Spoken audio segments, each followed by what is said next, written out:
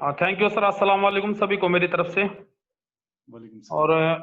Sir मैं कोशिश करूंगा इसको 33 मिनट में ही कंप्लीट करने की, लेकिन अगर थोड़ा बहुत ज़्यादा समय लगे तो मुझे वो थोड़ा समय आपका चाहिए, रिक्वेस्ट है, बाय रिक्वेस्ट आपसे।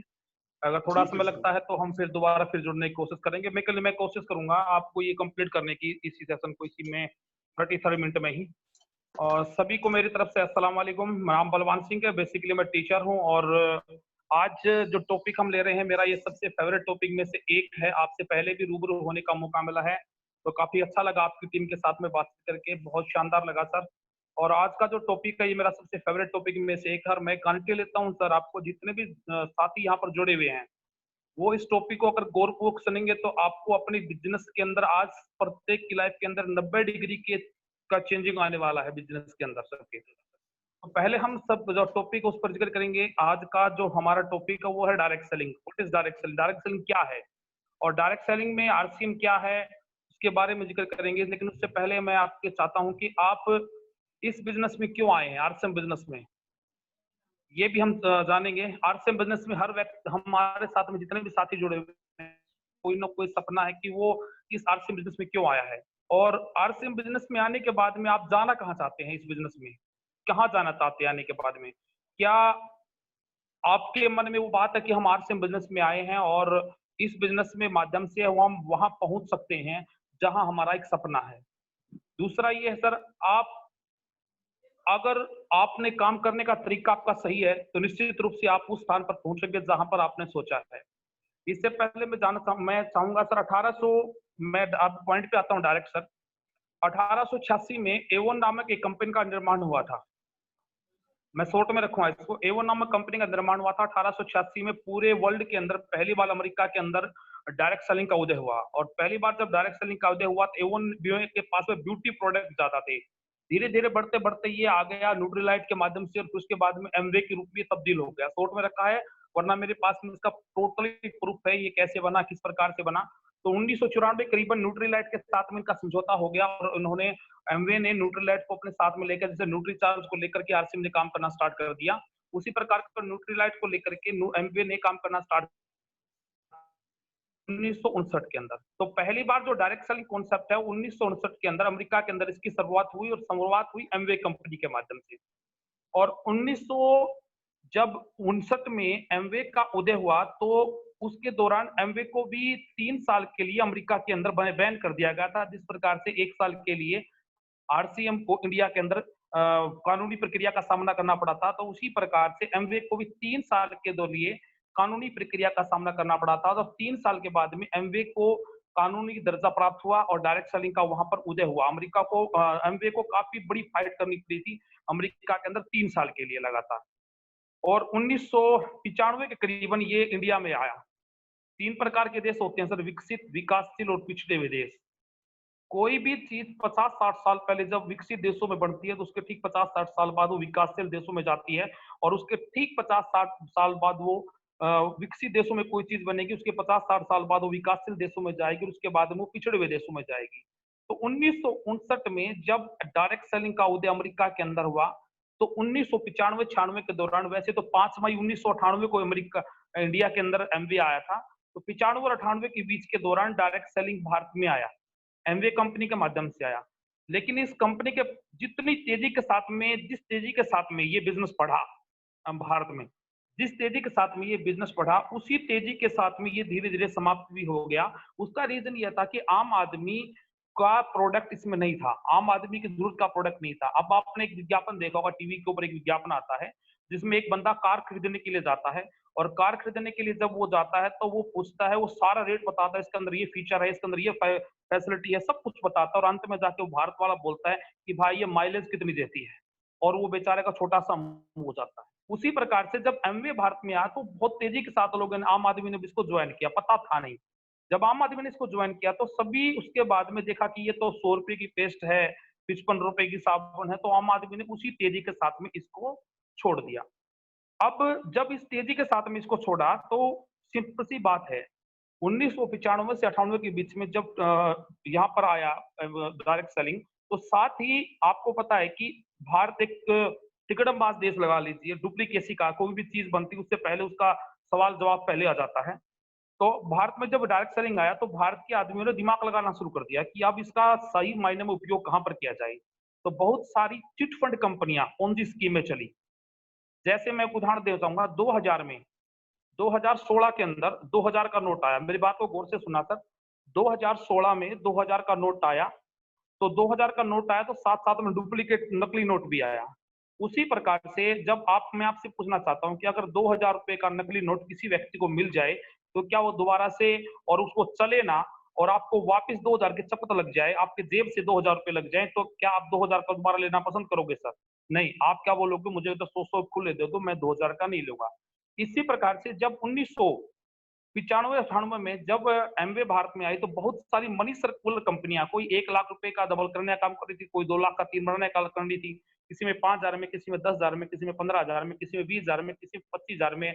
बड़ी संख्या में लोगों ने पैसा इन्वेस्टमेंट किया ऐसी स्कीमों के अंदर।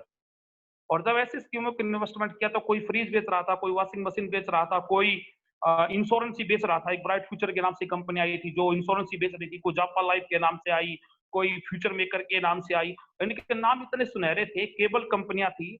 और लोगों ने उन केबल कंपनियों को सुनहरे सपने दिखाए, इन्होंने स्टेज पर चढ़ के किलकारियां मारते थे। कोई डीटीएन के नाम से आई, कोई किसी नाम से आई। बड़े बड़े उन्होंने सपने दिखाए और बड़े बड़े सपने दिखा करके लोगों ने बड़ी संख्या में एकदम करोड़पति बनने के चक्कर में इन कंपनियों पे पैसा इन्वेस्टमेंट किया। और जब इन कंपनियों में पैसा इन्वेस्टमेंट किया तो उसके बाद में सारी की सारी कंपनियां जो हैं वो मार्केट से गायब हो गई। शारदा घोटाला सुना होगा आपने, वेस्ट बंगाल का, जिसके अंदर ममता बनर्जी भी है, हमारे फिल्म स्टार मिथुन चक्रवर्ती भी फंसे हुए हैं। इस प्रकार की चिट फंड या पोंजी स्कीम है। पोंजी स्कीम का मतलब पोंजी एक व्यक्ति था अमेरिका के अंदर जो इस प्रकार के कूपन बेचने का काम करता था, उसके नाम पर ये पोंजी स्कीमों का नाम पड़ा था। तो ऐसी बहुत सारी कंपनियां पोंजी स्कीमें मार्केट में चली और इन पोंजी स्कीमों ने क्या किया सर, पूरा पूरा सिस्टम को बिगाड़ कर रख दिया।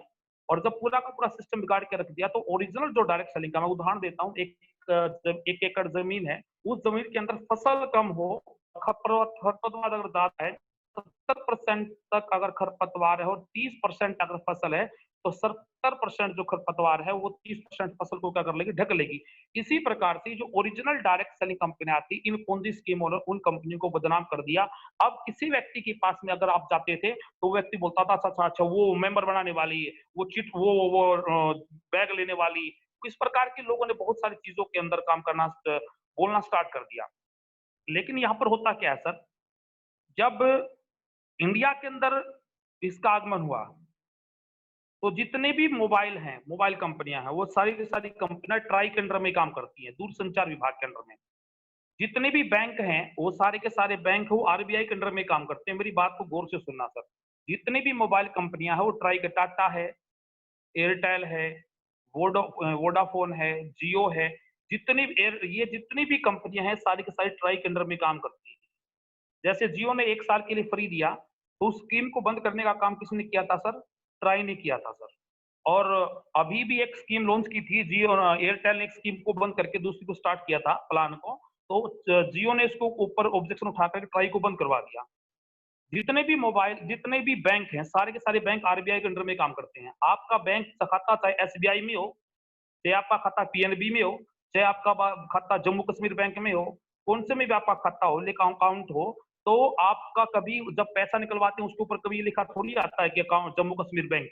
नहीं, उसके ऊपर क्या लिखा आता है? उसके ऊपर लिखा आता है कि भारतीय रिजर्व बैंक। जितने भी बैंक है सारे के सारे रिजर्व बैंक के अंडर में काम करते हैं। उसी प्रकार से जितने भी कंपनियां, मोबाइल कंपनी ट्राई के अंडर में काम करती है, इंश्योरेंस के क्षेत्र में काम करने वाली जितनी भी कंपनियां हैं वो सारी की सारी कंपनियां आईआरडी के अंडर में काम करती हैं, इंश्योरेंस रेगुलेटरी डेवलपमेंट अथॉरिटी, भारतीय बीमा विनायक और विकास प्राधिकरण, उसके अंडर में काम करती हैं। चाहे वो एलआईसी हो, चाहे वो बजाज आलियांज हो, चाहे वो महिंद्रा कोटिक हो, कोई भी कंपनी हो, वो आईआरडी के अंडर में काम करती है। और आईआरडी की स्थापना इसलिए की गई थी कि भारत में 2000 के अंदर इंश्योरेंस के सेक्टर में भारत का एक बहुत बड़ा बूम होने वाला था। तो इसलिए ये लागू किया गया था ताकि कोई भी कंपनी पैसा लेकर के भागे ना, इसलिए हर एक कंपनी को 500 करोड़ रुपए सुरक्षा के रूप में सरकार को जमा करवाना पड़ता था। कोई भी कंपनी है, और 500 करोड़ रुपए इसलिए जमा करवाया जाता था ताकि वो कोई भी कंपनी भागे तो वो पैसा, जो ग्राहक का पैसा, वो उसको वापस किया जाए।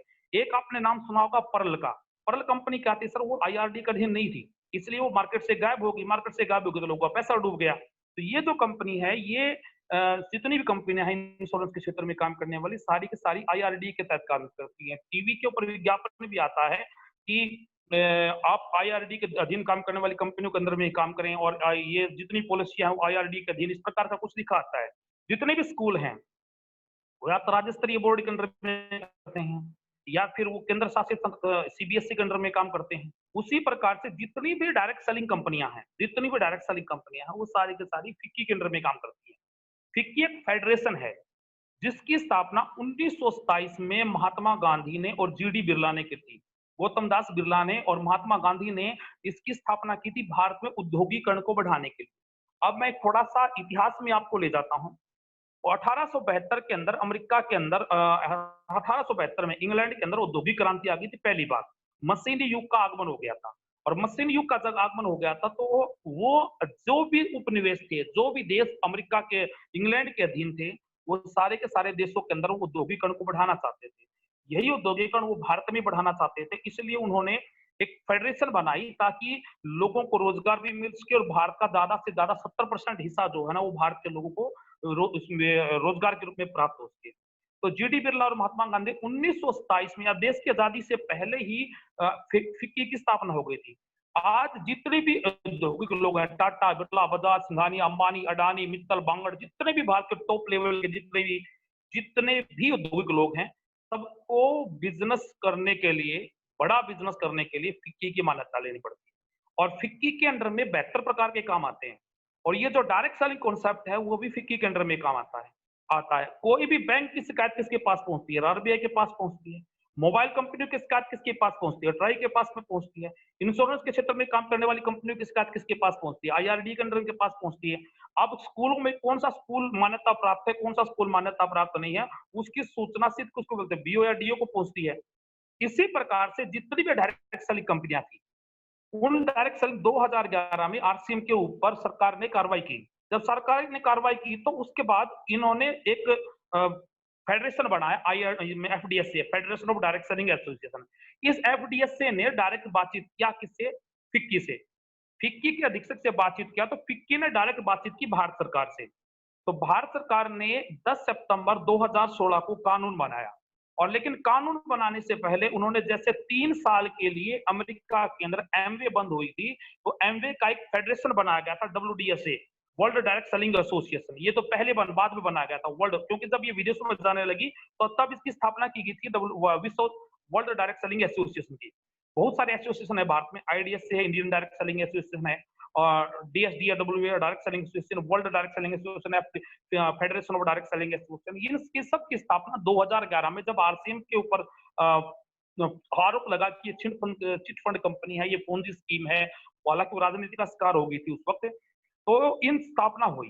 फिक्की ने इसकी बहुत बड़ा लेवल, फिक्की का बहुत बड़ा हाथ था, और फिक्की ने जब भारत सरकार से बातचीत किया तो एक प्रतिनिधि बना। भारत में जो कोई भी कानून है वो इस प्रकार से नहीं बना। जब 2011 में कार्रवाई हुई तो एक कमेटी बनाएगी भारत में एफडीएससी के माध्यम से। एफडीएससी के माध्यम से जब ये बनाई गई कमेटी, तो उस कमेटी ने सबसे पहले वित्त मंत्रालय से पूछा कि हमारा जो डायरेक्ट सेलिंग एसोसिएशन है ये किसके अंडर में आता है। वित्त मंत्रालय ने भी उसको मना कर दिया कि हमारे अंडर में नहीं आता। बहुत सारे विभागों को लेटर डाला गया, बहुत सारे डाला गया, तो पता चला कि ये किसी के अंडर में नहीं आता।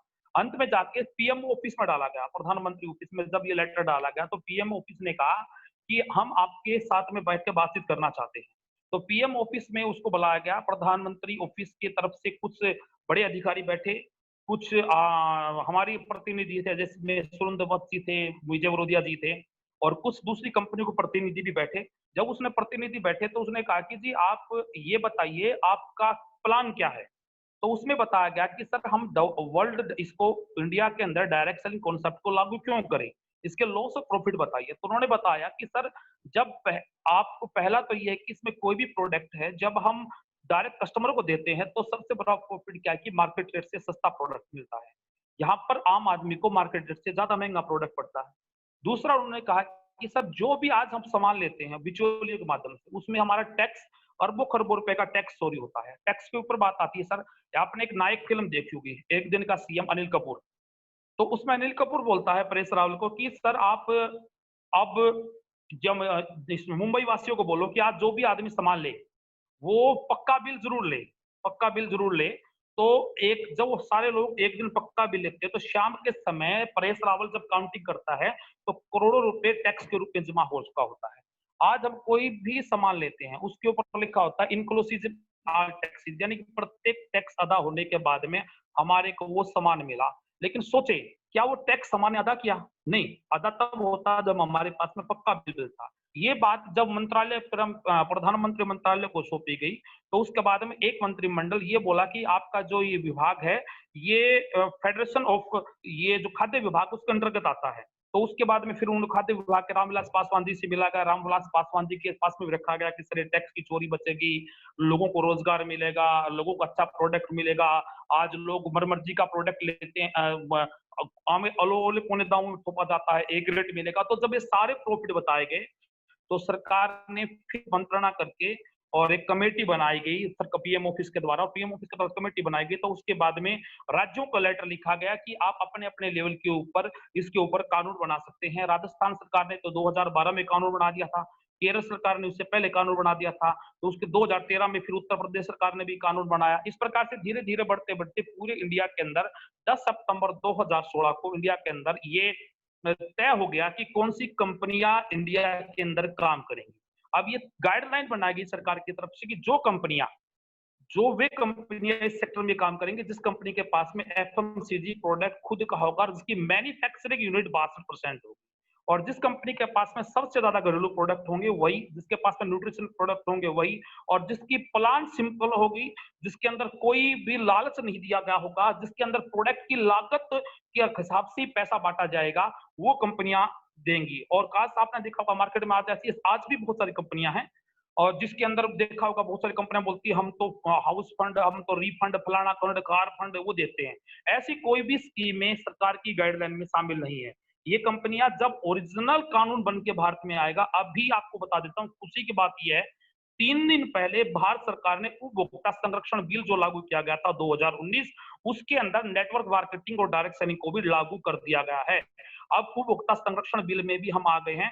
अब पूर्ण रूप से जो डायरेक्ट सेलिंग का है एक शुद्ध रूप आपके सामने आएगा। दूसरी खुशी की बात, तब ये कानून बना, कानून बनने के बाद भी इंडिया में डायरेक्ट सेलिंग के क्षेत्र में बहुत सारी कंपनियां आज भी काम करती हैं सर। लेकिन हम खुश नसीब हैं कि हम जिस कॉन्सेप्ट में काम करते हैं वो सबसे दुनिया का सबसे प्यारा कॉन्सेप्ट है। अब आप बोल रहे हो यार आप तो आरसीएम करते हो इसलिए बोल रहे हो, मैं नहीं बोल रहा सर, तथ्य बोलते हैं। मैं तथ्यों के आधार पे हमेशा बात करता हूँ। क्यों बातचीत करता हूँ? क्योंकि हमारा जो सेक्रेटरी था Hem Kumar Pandey, direct selling concept में जब उसको हेम कुमार पांडे बना गया, और मोहम्मद जाकिर हुसैन जी जो डायरेक्टर थे उस वक्त, और वो बाकायदा चैट विद सुरेंद्र वक्त तो प्रोग्राम आया है, उसके अंदर भी वो बाकायदा आए हैं। तो उन्होंने भी 2019 में जो कंज्यूमर एक्ट प्रोग्राम बना, तो अभी वो उसका उपभोक्ता संरक्षण जो बिल है उसको लागू कर दिया गया है, जिसके अंदर नेटवर्क मार्केटिंग को भी रखा गया है। तो उन्होंने हेम कुमार पांडे जी ने, और दूसरा था मोहन जाकिर हुसैन जी, उन्होंने खुद ये कहा है कि मोहन जाकिर हुसैन ने कि सर हम इस प्रकार की कोई भी कंपनी जो 60%, 65%, 70% तक बांटती है, सारी की सारी कंपनियां चिट फंड कंपनियां हैं, इनको भी इस दायरे में लाना पड़ेगा। इसलिए एमवे को 2 बार अपना प्लान चेंज करना पड़ चुका है, आईएमसी को 1 बार अपना प्लान चेंज करना शुरू करा, वेस्टीज ने तीसरी बार अब 28 जून को तीसरी बार अपना प्लान चेंज किया है। वेस्टीज जहां वही राइस ब्राइन ऑयल जहां एपे ऑर्गेनिक से हम लेते हैं, वही राइस ब्राइन ऑयल वो 260 रुपए में लोगों को देना काम करती थी, आज वो शायद 160 170 रुपए में देने का काम कर रही है। और लेकिन हम लकी हैं कि आरसीएम ने जब से कानून बना है आज तक एक बार भी अपना प्लान जो है वो चेंज नहीं किया किसी भी प्रकार से। 2011 में जब आरसीएम के ऊपर कार्रवाई हुई, 2011 में, 2011 से लेकर 2012 का जो टाइम था आरसीएम के लिए बड़ा टफ टाइम था, और ऐसा लग रहा था कि अगर आरसीएम के ऊपर बात से बंद हो जाती है तो दुनिया के अंदर, इंडिया के अंदर डायरेक्ट सेलिंग कॉन्सेप्ट का नाम ही मिट जाएगा। लेकिन जैसे सीता माता जी ने परीक्षा दे करके, अग्नि परीक्षा दे करके अपनी आपकी पवित्रता सिद्ध की थी, उसी प्रकार से आरसीएम ने 2011 में अपनी अग्नि परीक्षा दे करके एक सोने की उंगली के समान जैसे वो कुंदन बन जाता है एक सोना, उसी प्रकार से कुंदन बन के आरसीएम बाहर निकला और दुनिया को प्रूव करके लिखाया। और आरसीएम का आज जो रूप है ना सर, उसको देख करके बड़ी बड़ी कंपनियां भी हैरान है। अभी इसमें 2 चीज, एक तो फिक्की है सर, एक केपीएमजी है। केपीएमजी क्या है सर? केपीएमजी 4 चार आपस में व्यवसायी लोग थे, चार व्यवसायी लोग थे। उन लोगों ने ये जो जिस प्रकार से आपने देखा होगा एक पत्रिका आती है, न्यूज़ पत्रिका, अखबार आते हैं, अखबार के माध्यम से आप पूरी समाचार न्यूज़ जो आती है वो सारी पढ़ सकते हो। उसी प्रकार से एक आता है सर उसको रोज़गार समाचार आता है, एम्प्लॉयमेंट न्यूज़। एम्प्लॉयमेंट न्यूज़ के माध्यम से आप पता लगा सकते हो कि कहाँ-कहाँ कितने किस सेक्टर में क्या-क्या रोज़गार है। इसी प्रकार से केपीएमजी ये 4 अलग-अलग व्यक्ति थे, इन्होंने मिलकर के व्यवसाय शुरू किया था और केपीएमजी ने खुद कहा है कि आने वाली सदी का सबसे बड़ा जो कॉन्सेप्ट है वो डायरेक्ट सेलिंग है। केपीएमजी ने खुद ये कहा है कि आने वाली सदी का सबसे बड़ा बड़ा जो बिज़नेस होगा वो डायरेक्ट सेलिंग होगा और केपीएमजी ने कहा कि केपीएमजी और फिक्की ने कहा है कि 64,500 करोड़ का साम्राज्य 2025 तक डायरेक्ट सेलिंग का होगा। जबकि अकेले टीसी छाबड़ा ने कहा है कि 25 से 30 करोड़ रुपया हजार करोड़ का व्यापार मैं अकेला आरसीएम के थ्रू करूंगा। तो उस व्यक्ति का विजन देखिए सर, कितना बड़ा विजन है उस व्यक्ति का। जिस आदमी के सामने 2011 में क्या था, उस व्यक्ति के सामने एक बात रख दी गई थी। मैं फैक्ट को कभी झुठलाता नहीं हूँ, जो बात सत्य होती है उसको कहना चाहिए। उस व्यक्ति के सामने दो ऑप्शन रखे गए थे, या तो आरसीएम को बंद कर दो या इसका नाम चेंज कर लो। उस व्यक्ति ने कहा कि ना तो नाम चेंज करूंगा, ना मैं इसको बंद करूंगा, चलाऊंगा इसी नाम से चलाऊंगा, झपका चलाऊंगा। और इंडिया के अंदर आरसीएम पहला ऐसा कॉन्सेप्ट है सर, हमें गर्व होता है, हम गर्व के साथ बोल सकते हैं कि इंडिया के अंदर पहला ऐसा कॉन्सेप्ट है जो 1 साल बंद रहने के बाद भी सेम ऑफिस के साथ में, सेम नाम के साथ में, सेम सब अकाउंट नंबर के साथ में, सेम डिपो के साथ में दोबारा फिर से चालू हुआ है। आज तक वर्ल्ड में कोई भी ऐसी कंपनी नहीं है सर जो 1 साल बंद रहने के बाद में दोबारा से चली हो। ओनली आरसीएम एक ऐसा उदाहरण है सर, जिसका मालिक के सामने ऐसा ऑप्शन रख दिया गया हो कि या तो इसको बंद करो या फिर इसका नाम चेंज करो। हम गर्व है कि हम ऐसी कंपनी के साथ में काम करते हैं और हमें गर्व है कि हमारे साथ में ऐसे एमडी हैं जिसका विजन इतना बड़ा है। वरना सर अगर हम खुद के ऊपर हाथ रख के देखें, अगर हमारे को 10 दिन के लिए, 5 दिन के लिए, 20 दिन के लिए भी जेल में डाल दिया जाए, तो हम वो सब कुछ करने के लिए तैयार हो जाएँगे जो हमारे को पुलिस वाले बोलेंगे। लेकिन उस व्यक्ति ने मना कर दिया था कि मैं ऐसा कुछ भी नहीं करूँगा। अभी 28 जून को 28 मई को अनुराग ठाकुर ने जो वित्त राज्य मंत्री हैं, अनुराग ठाकुर जी ने भी खुद डायरेक्ट सेलिंग के ऊपर कहा है कि is the bright future of India, कि जहां पर लॉकडाउन के समय कहीं से भी हमारे पास टैक्स जमा नहीं हो रहा था, वहां से तो लॉकडाउन के पीरियड में सबसे ज्यादा जो टैक्स है वो डायरेक्ट सेलिंग कंपनियों से आया है। और उन्होंने एक शायरी बोल करके अपनी इस बात की खत्म किया था। तो सरकार का रुख बिल्कुल स्पष्ट है, बहुत शानदार है। इससे पहले रामविलास पासवान जी ने भी 2016 में डायरेक्ट सेलिंग के बारे में बोला है। डोनाल्ड ट्रंप जो अमेरिका का राष्ट्रपति है, वो तो डायरेक्ट सेलिंग से ही है। उसने, वरना तो हिलरी क्लिंटन वहां से जीतने वाले थे, जीते तो डोनाल्ड ट्रंप, क्योंकि वो उसकी खुद की अपनी एक डायरेक्ट सेलिंग कंपनी है। हमारे डॉक्टर एपीजे अब्दुल कलाम, देश के बहुत महान राष्ट्रपति, उन्होंने खुद कहा है कि अपने बच्चों को अगर आप कुछ बनाना चाहते हो तो डायरेक्ट सेलिंग इंडस्ट्री में डालो। तो बिल गेट्स जो दुनिया का सबसे करोड़पति व्यक्ति है, उसने खुद कहा कि अगर मेरा सब कुछ समाप्त हो जाए तो भी मैं डायरेक्ट सेलिंग कॉन्सेप्ट को करूंगा। इसको समझने की जरूरत है। यानी कि पहले जो अमेरिका जैसे देशों के अंदर, विकसित देशों के अंदर जो घटना घटी, वो सेम यहाँ पर होने वाली है। अमेरिका के अंदर, विकसित देशों के अंदर बुलेट ट्रेनें पहले चली, 20-30, अभी भारत में इसको चलने की तैयारी है। मोबाइल वहां पर पहले आए, भारत में कुछ समय के बाद। अपने खुद से सोचो कि पहले मोबाइल किन लोगों के घर में आया, अमीर लोगों के घर में, फिर मध्य वर्ग में, फिर लोवेस्ट में।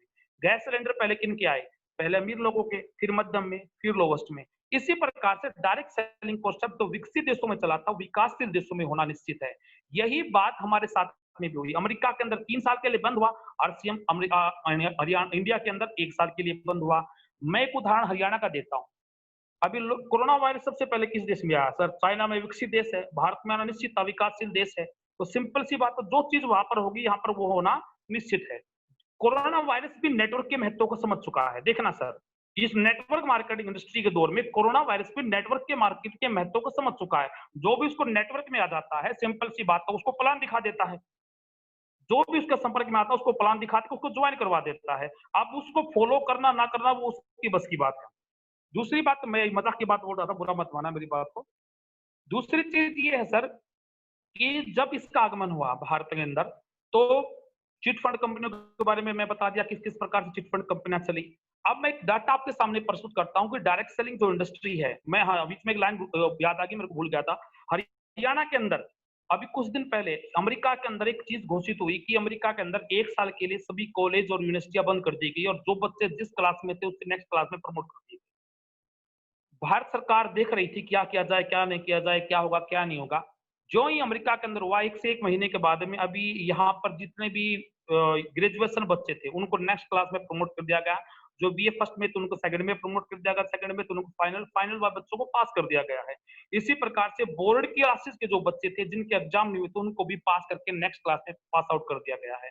ये वर्ष 0 वर्ष होने वाला है एजुकेशन डिपार्टमेंट में, क्योंकि विकसित देशों में हो चुका है भाई। जो विकसित देशों में हुआ है, वो विकासशील देशों में होना निश्चित है, लाज़मी है, उसको दुनिया की कोई ताकत नहीं रोक सकती। डायरेक्ट सेलिंग भी विकसित देशों में तेजी के साथ में बढ़ रहा है, विकासशील देशों में होना निश्चित है, क्योंकि विकसित देशों के अंदर 3 साल तक एमबीए बंद रहने के बाद में कानून बना।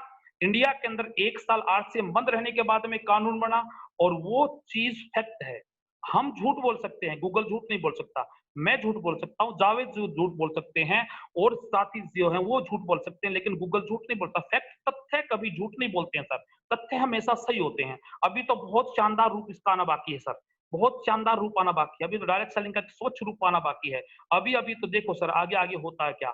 अगर आज हमने इसको सही मायने में समझ लिया इस डायरेक्ट सेलिंग कॉन्सेप्ट को, तो हमारा जो फ्यूचर है, हमारे बच्चों का जो फ्यूचर है, वो निश्चित रूप से ब्राइट होगा सर, इतना ब्राइट होगा। आज बीकॉम के सिलेबस में सरकार ने इसको लागू कर दिया गया है। आज बच्चे बीकॉम के सिलेबस में इसको पढ़ रहे हैं। सोचिए, जैसे जो बच्चे पहले आईटीआई करते थे, जो बच्चे पहले पॉलिटेक्निकल करते थे, वो बच्चे पॉलिटेक्निकल और आईटीआई करने से पहले सर जो भी कंपनियां थी, होंडा कंपनी थी, मारुति कंपनियां थी, वो उनका एजुकेशन पीरियड पूरा नहीं होता था, उससे पहले वो कंपनियां उसको अपनी कंपनी में उनको बुला लेती थी रोजगार देने के लिए। सेम कॉन्सेप्ट यहाँ पर होने वाला है सर।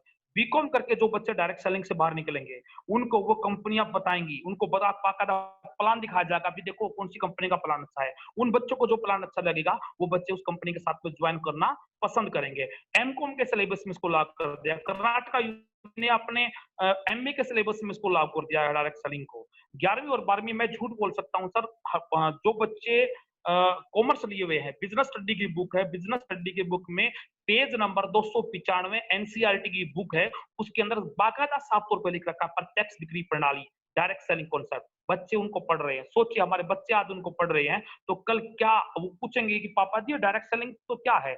बोलोगे बेटा ये डायरेक्ट सेलिंग मेरे लाइफ में आया था, जावेद जी ने बहुत अच्छी प्रकार से बताया, अब्दुल्ला जी ने भी बहुत अच्छी प्रकार से बताया, और बहुत सारे साथी लीडर ने बहुत अच्छी प्रकार से बताया, लेकिन मेरी समझ में नहीं आया। एक मास्टर जी थे, बलवान मास्टर जी हरियाणा से, जावेद जी ने जोड़ा था, लेकिन वो बहुत समझाया उन्होंने डायरेक्ट सेलिंग कॉन्सेप्ट के बारे में, फ्यूचर भी बताया, आने वाला फ्यूचर डायरेक्ट सेलिंग का क्या है, वो बताया, लेकिन समझ में नहीं आया। आज राइट टाइम है इसको करने का। एक मैं हमेशा एक कहानी हमेशा सुनाता हूँ, वो कहानी मेरे को बहुत ज्यादा मोटिवेट करती है, मात्र 1 मिनट की है वो। सच्ची घटना है सर। चाइना के अंदर घड़ी बनती थी। उस घड़ी एक कंपनी थी जो घड़ी बनाती थी, और उस कंपनी का जो व्यापार था पूरे वर्ल्ड का 90% अकेला था उसका। पूरे वर्ल्ड के अंदर अकेला जो होल्ड करती थी वो 90% अकेला वो घड़ी करती थी। घड़ी बनाने वाली कंपनी करती थी, और एक व्यक्ति था सिंपल सा, उसने जाकर के उस कंपनी के मालिक से बातचीत की कि सर मैं डिजिटल शॉर्ट में बता रहा हूँ इसको, एक डिजिटल घड़ी है, उसको आप अपनी कंपनी में लॉन्च कीजिए, आने वाला समय डिजिटल घड़ी का होगा। लेकिन उन्होंने क्या कहा, सिर्फ पागल बनाता है क्या? तुम्हें पता है हम कितना टर्नओवर करते हैं? अकेला 90% पूरे वर्ल्ड का हमारे पास में रहता है, भाग जा यहाँ से। वो व्यक्ति वहां से भाग गया। वो व्यक्ति उसके बाद में एक ऐसी कंपनी के पास में गया जिसका टर्नओवर पूरे वर्ल्ड का मात्र 1% था। पूरे वर्ल्ड का मात्र 1% था उस कंपनी का, क्योंकि वो बेचारा उसको फिराक में था कोई ऐसी चीज आए जिसकी वजह से तेरी कंपनी चढ़े। उस व्यक्ति ने जब वो प्रपोजल उस कंपनी के मालिक के दूसरी कंपनी के मालिक के पास में रखा, तो उसको प्रपोजल अच्छा लगा, और उसने उसको कहा कि ठीक है सर, आज के बाद में आप डिजिटल घड़ी के मार्ग के माध्यम से हम करेंगे।